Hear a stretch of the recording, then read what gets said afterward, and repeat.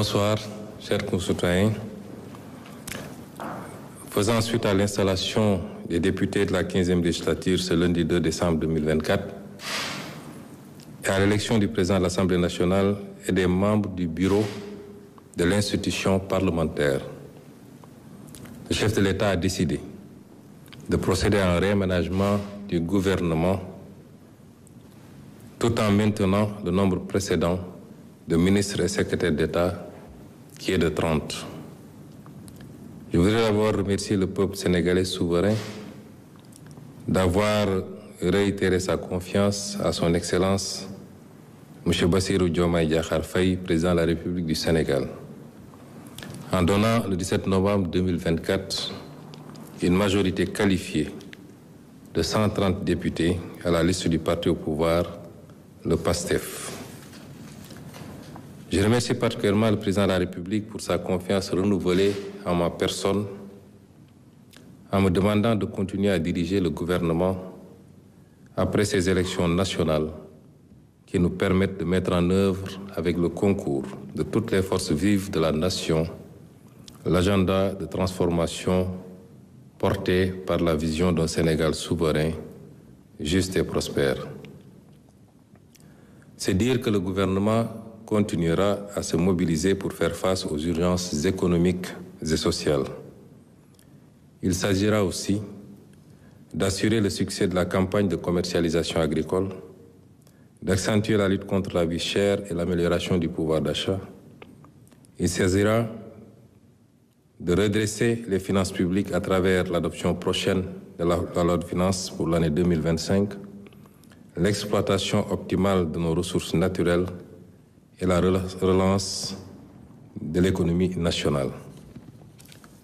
Le gouvernement veillera à l'accélération des processus de reddition des comptes, à la stabilisation et la modernisation soutenue des systèmes sanitaires, scolaires, universitaires, agricoles, industriels, à la promotion de la citoyenneté, de l'employabilité et de l'emploi des jeunes ainsi qu'à l'autonomisation économique des femmes, à la protection des groupes vulnérables, notamment les personnes vivant avec un handicap, au soutien au développement du secteur privé national pour promouvoir de véritables champions dans tous les secteurs demeure un impératif. Voilà pourquoi l'adoption de la loi sur la souveraineté économique, basée sur le principe du patriotisme, s'érige en urgence. Aux réformes et investissements indiqués et urgents pour booster la productivité, à la poursuite du travail de réappropriation de nos ressources naturelles. Le gouvernement reste également attaché à la valorisation de nos terroirs et territoires, avec l'activation des pôles dans une dynamique de consolidation du vivre ensemble et de renforcement de la sécurité nationale. C'est dire que le gouvernement poursuivra inlassablement ses actions pour préparer l'avenir, redonner à davantage confiance aux jeunes qui doivent apprendre, se former, investir, vivre et réussir au Sénégal, loin des mirages de l'immigration, avec, bien sûr, l'accompagnement soutenu de l'État. Autrement dit, notre gouvernement va toujours rester un gouvernement de solutions, de réalisations et de résultats pour asseoir le progrès économique et le bien-être des Sénégalaises et Sénégalais. Le ministre secrétaire général de la présidence de la République va donner lecture de la nouvelle composition du gouvernement tout à l'heure après la version Wolof. J'en profite pour informer de la tenue d'un conseil des ministres exceptionnel demain mardi 3 décembre pour anticiper sur le déplacement prochain du président de la République hors du territoire national. mbokk yi asalaamaaleykum gannaaw bi ñu taxawalee 15e législature bi nga xam ne mooy ñi nga xam ne ñoo war a toogal askan wi fële ci assemblée nationale tey ñu taxawal bureau assemblée nationale fal président bi ak ay vice-président am ak questeurs yi ak ñi nga xam ne mooy secrétaire élu. njiitum réew mi président Bassirou Diomaye Faye dafa jël ndogal xaw a defaraat tuuti gouvernement bi, ndax xam ngeen ni kenn ci ñi doon toog ci gouvernement boobu tey moom la ñu tabb mu war a jiite assemblée nationale. ndogal boobu nag jël na ko te soppiwul limu ministre yi nga xam ne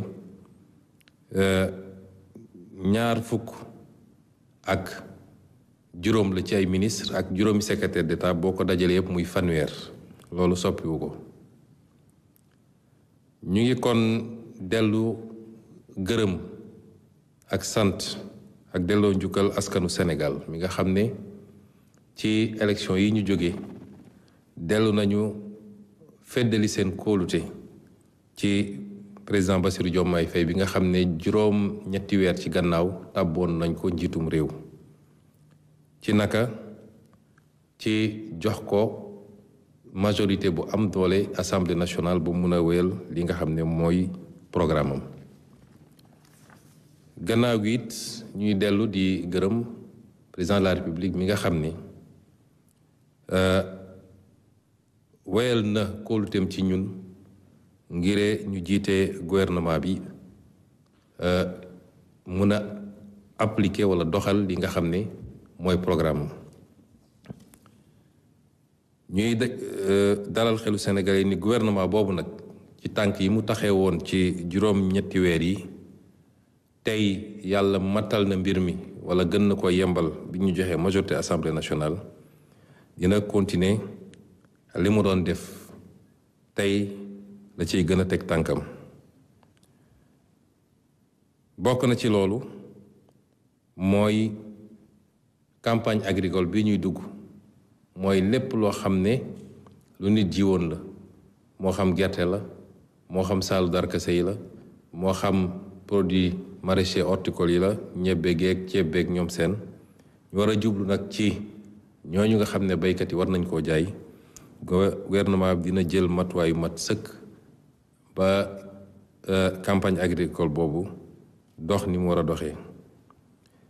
gouvernement bi dina continuer liggéey ci jubbanti li nga xam ne mooy koom-koomu réew mi, ndax yéen ñëpp dégg ngeen ñu ci fan yële ci gannaaw bi ñu càmbaree mbir yi xayma ko bu baax xoolaat ko, li nga xam ne gis nañ ko ci koom-koomu réew mi rawatina ci boru réew mi, waaye it ci li nga xam ne moom la tubaab di wax déficit, mooy li manqué ci suñu doole pour ñu mën a mottali budget bi.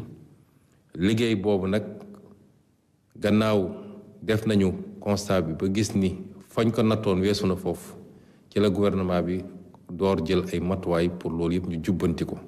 liggéey boobu ñu gaaral Sénégalais yëpp dinañ ko continuer, te ci fan yi di ñëw dañ ci gën a waxtaan ak yéen ci ay mesures ak ay yéene yi nga xam ne wala ay ndogal yoo xam ne gouvernement bi fas na koo doxal. ñu leen di wax it ni li nga xam ne lu ñu war a def la ci ay coppite ci li nga xam ne mooy doxalin réew mi, rawatina ci wàllu loi, ba nga xam ne li tubaab di wax productivité mooy li miñ mi di meññ ci liggéey. soo dugalee alal ci liggéey li muy meññ ñu mën koo yokk bu baax a baax a baax, ak li nga xam ne sumb nañ ko ci alalu réew mi ñu téye ko ci réew mi, alalu réew mi ñu téye ko ci réew mi.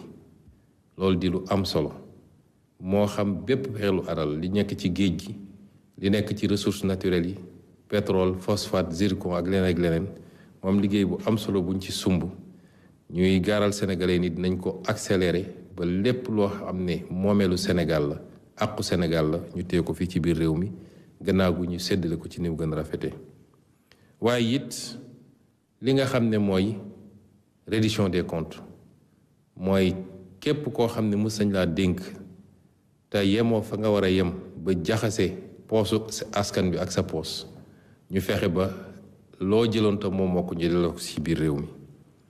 waaye it li nga xam ne moo jëm ci décentralisation, mooy ñu fexe ba gox yi ak gox-goxaan yi ñu doole leen ba nit ñi mën a moom seen bopp foofu, bañ a ñoom ñëpp war a ñëw biir Ndakaaru. waaye tamit continuer di liggéey li jëm ci ndaw ñi, di waxaat di ko waxaat ni suñu priorité bi gën a rëy mooy ndaw ñi ndax ñooy li ëpp ci réew mi ñoo gën a soxla ku leen taxaw ñoo gën a soxla liggéey ñoom ñooy suñu priorité absolue waxat rawatina ak li jëm ci seen liggéey ñuy gaaral ni gouvernement bi ci programme ñuy déroulé à partir de maintenant te ak li ñuy jàllale ci biir assemblée nationale loolu priorité absolue la ci doon waaye daral xelu Sénégal yépp nag ni lépp lu jëm ci système sanitaire bi mooy paj mi njàng mi ci suuf ba ci kaw ak lépp lu jëm ci fexe ba tabax ay industrie yoo xam ne moom mooy li gën a am solo ci xolu programme économique bi loolu suñu yitte la li nga xam ne nag mooy citoyenneté dafa am solo ci réew mu ne ndax balaa nga naan naam ne fa réew waa réew mi koy tabax moo tax bi ñu toogee léegi defe naa président de la république lancé na ay programme citoyenneté yu am solo te bi ci gën a fës mooy setal suñu réew te barki démb rek dalal na fii ci palais bi ay nit yoo xam ne ràññee nañ leen ci seen taxawaay ci anam gu demee noonu ñi nga xam ne it ay groupe vulnérable lañ ñi nga xam ne yàlla daf leen nattu laago wala yu mel noonu priorité la ci réew mi priorité la ci programme président Bassirou Diomaye Faye priorité la ci gouvernement ma jiite te dina am lu bëri luñ ciy liggéey ba wàññi seen coono waaye may leen ba ñu mën a considérer seen bopp sénégalais comme sénégalais yépp li nga xam ne mooy secteur privé bi tamit dañoo yàgg a wax ni ñun patriotisme économique la ñu wax mooy secteur privé bu amul doole ci réew moom mënul am koom-koom te boo développé wul sa secteur privé yi jógee ci àll ba ñëw jël koom-koom réew mi kon lépp lu ñu war a def pour gunge leen bokk na ci nag benn loi boo xam ne day jëm ci li ñuy wax patriotisme économique mooy naka la ñuy def ba aar koom-koomu réew mi ba mu gën a jëriñ doomu réew mi loolu bokk na ci gis-gis yi kon mbokk yi mënoon nañu gën a guddal mais am na loo xam ne dañ ko tënk fan yi ci waxtaan gu yaatu gu ñuy am ak askan wi waaye li gënoon a am solo ci ndaje bi mooy ñu wax leen coppite yu ndaw a ndaw yi nga xam ne am na ci gouvernement bi te mënuloon ñàkk gannaaw bu kenn ci gouvernement bi génnee dem assemblée nationale ñuy daaneel ci yéegal ñëpp ni ëllëg incha allah président de la République dina taxawal conseil des ministres ñi ñëpp xamoon ngeen ni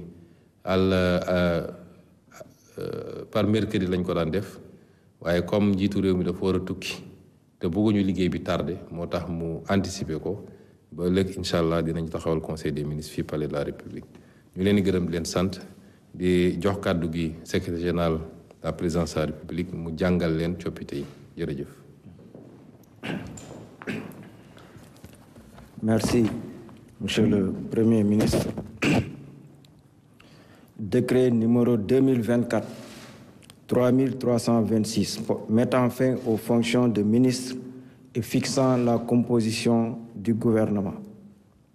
Le président de la République, vu la Constitution, notamment en ses articles 49, 53, 56 et 57, vu le décret numéro 2024-921 du 2 avril 2024 portant nomination du Premier ministre, vu le décret numéro 2024-939 du 5 avril 2024 portant nomination des ministres et secrétaires d'État et fixant la composition du gouvernement, sur proposition du Premier ministre, décrète, article 1er, il est mis fin aux fonctions de M. Malick Ndiaye, ministre des Infrastructures et des Transports terrestres et aériens, de M. Yankhoba Diémé, ministre du Travail, de l'Emploi et des Relations avec les institutions. Article 2. Sont nommés membres du gouvernement. Madame Yassine Fall, ministre de l'Intégration africaine et des Affaires étrangères. Général Biram Diop, ministre des Forces armées.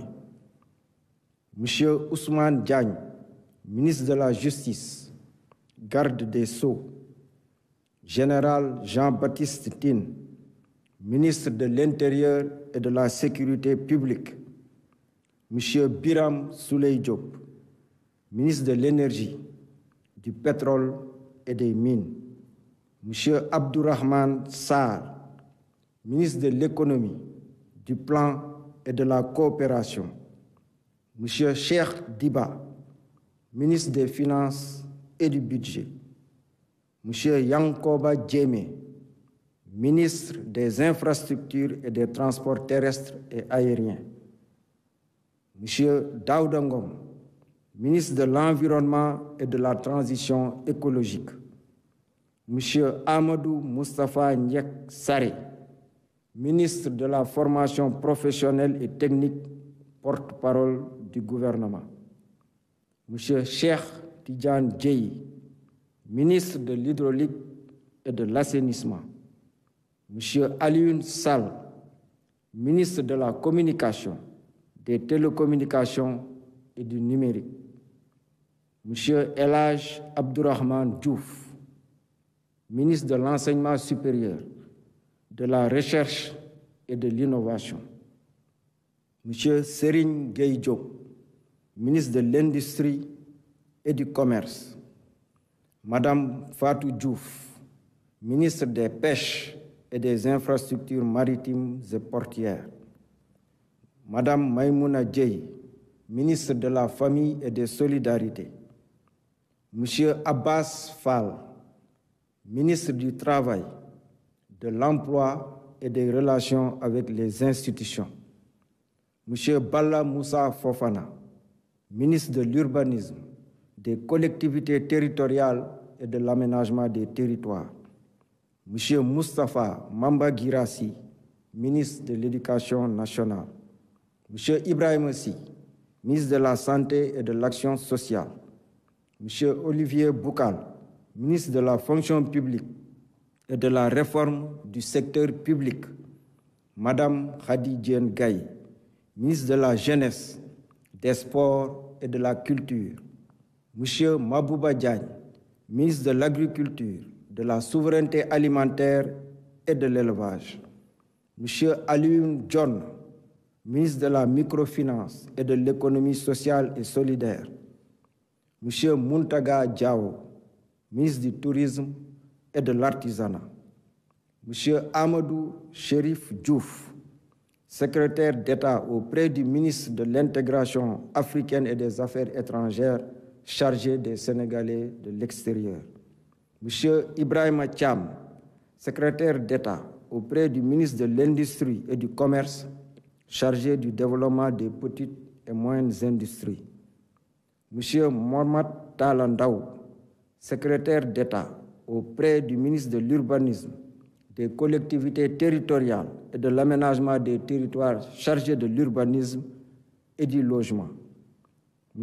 Alpha Ba, secrétaire d'État auprès du ministre de l'Agriculture, de la Souveraineté alimentaire et de l'élevage chargé des coopératives et de l'encadrement paysan, M. Bakary Sarr, secrétaire d'État auprès du ministre de la Jeunesse, des Sports et de la Culture, chargé de la culture, des industries créatives et du patrimoine historique. Article 3. Le présent décret sera publié au Journal officiel de la République du Sénégal. Fait à Dakar le 2 décembre 2024 par le président de la République, Bassirou Diomaye Diakhar Faye, le Premier ministre Ousmane Sonko. Je vous remercie.